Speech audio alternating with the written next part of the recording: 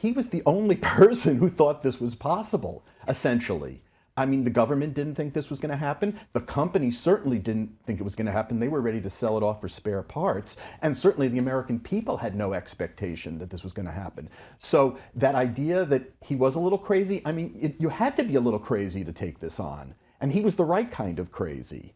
He was approached earlier about the job when they chose his predecessor, Ed Liddy, eventually.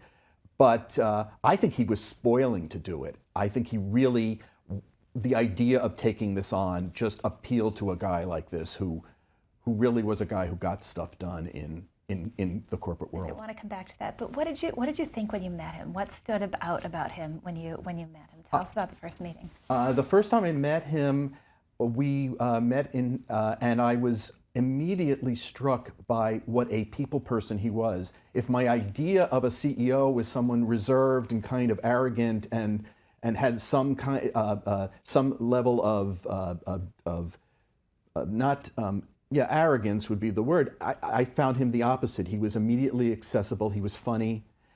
He wanted his story told. Obviously, in the mere fact that he picked my wife as the first person he wanted to tell it to endeared me to him. And he wanted it told honestly, Bethany. He didn't want a hagiography.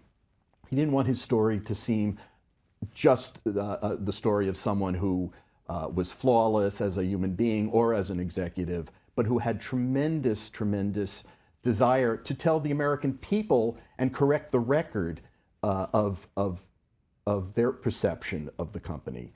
So when I immediately liked him, he was the kind of man who you asked him a question, he didn't think about his answer, he just gave his answer. It was like what you saw was what you got.